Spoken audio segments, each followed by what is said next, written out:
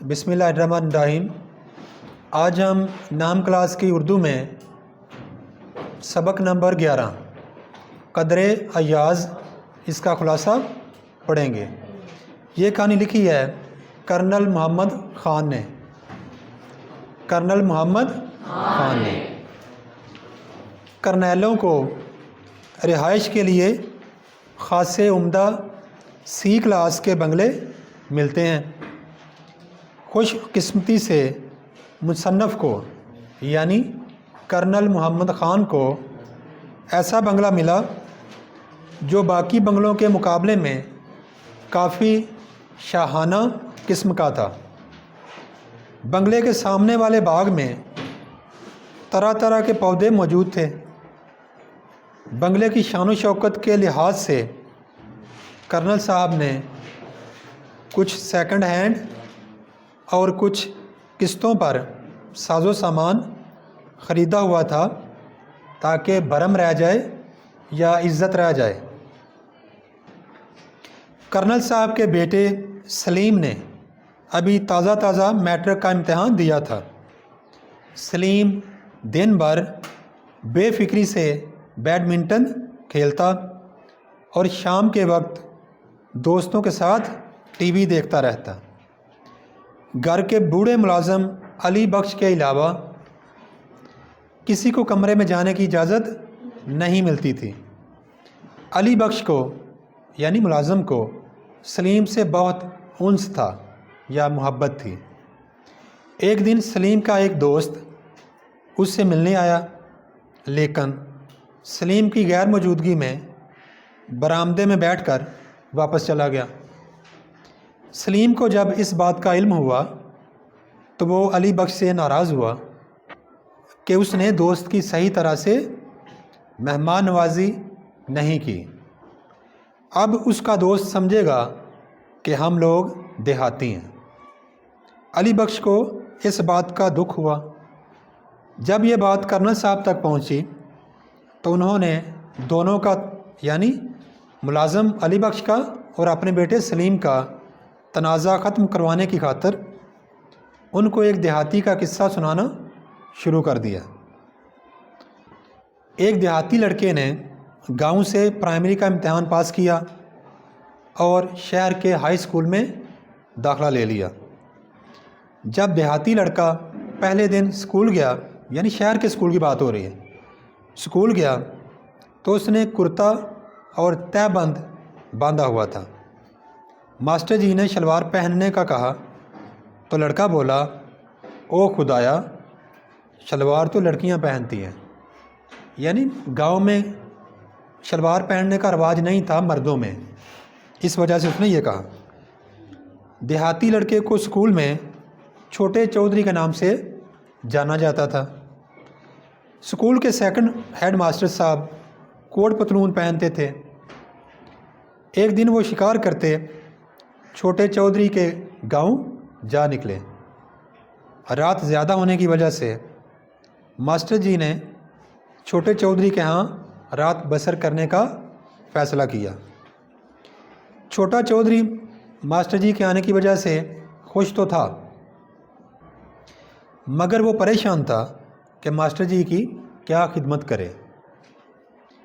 جس چوپال یا بیٹھک میں ماسٹر جی کے ٹھہرانے کا انتظام کیا گیا، اس کے ایک کونے میں ایک گھوڑی بندھی ہوئی تھی اور دوسری طرف کچھ لوگ آگ کے ارد گرد بیٹھے ہوئے تھے۔ ان سب لوگوں نے ماسٹر جی کے آنے پر خوشی کا اظہار کیا اور ان کی خیریت معلوم کی۔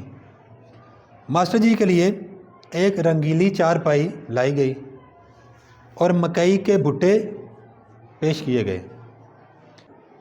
ماسٹر جی کی فرمائش پر ان کو چائے بھی پیش کی گئی، مگر چائے بد مزہ تھی، یعنی مزیدار نہیں تھی۔ اب وہ بد مزہ کیوں تھی؟ کیونکہ گاؤں میں چائے کا رواج نہیں تھا اور کسی کو بھی اچھی طرح چائے بنانے نہیں آتی تھی۔ چائے کی تلافی مرغ کے سالن سے کی گئی۔ ماسٹر جی رات کو اس چوپال یا بیٹھک میں ہی سوئے۔ जहाँ पर घोड़ी बंधी हुई थी, जैसा कि हमने अभी पढ़ा। सुबह होने पर मास्टर जी ने खेतों की सैर की और मस्जिद के गुस्ल खाने में गुस्ल किया। यानी तब रिवाज था कि मस्जिद में ही गुस्ल करते थे सारे। उसके बाद मास्टर जी की शहर वापसी हुई। सलीम ने कहा, अब्बा जान, इस वाक़े के बाद छोटा चौधरी तो स्कूल में मुंह दिखाने के काबिल नहीं रहा होगा। मगर अब्बा जान ने कहा कि छोटा चौधरी उसी मुंह के साथ स्कूल गया और अपनी पढ़ाई में मगन रहा। यानी अपनी पढ़ाई को दिलचस्पी से वो सीरियस लेता रहा, बड़ी संजीदगी से पढ़ाई की उसने। मैट्रिक करने के बाद छोटा चौधरी कॉलेज चला गया और जैसा कि उन दिनों में आम बात थी या दस्तूर था कि छोटा चौधरी फ़ौज में भर्ती हो गया। सलीम ने फरमाइश की कि वो छोटे चौधरी से मिलना चाहता है। तो अब्बा जान ने सलीम की तरफ बाजू फैला दिए। यानी इसका मतलब ये है कि छोटा चौधरी असल में वही मुसन्नफ़ था। यानी कर्नल मोहम्मद ख़ान इस कहानी में अपनी ही कहानी सुना रहे हैं। असल में वही छोटे चौधरी थे जिन्होंने अब एक छोटे से गांव से देहाती होने के बावजूद भी फ़ौज में ऑफिसर भर्ती होने का एजाज़ हासिल कर लिया। अब सलीम को पता चल गया कि छोटे चौधरी साहब असल में उसके अब्बा जान ही हैं। अब सलीम की आंखों में उस देहाती लड़के यानी अपने अब्बा जान के लिए बहुत ज़्यादा मोहब्बत थी।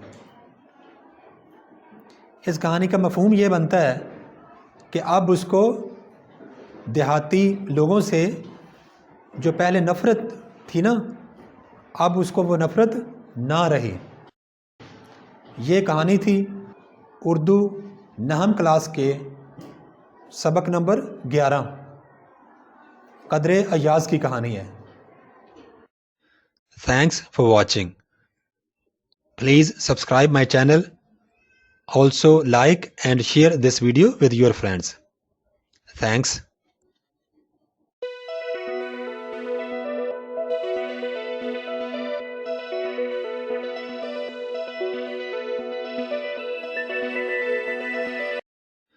Thanks for watching. Please subscribe my channel. Also like and share this video with your friends. Thanks.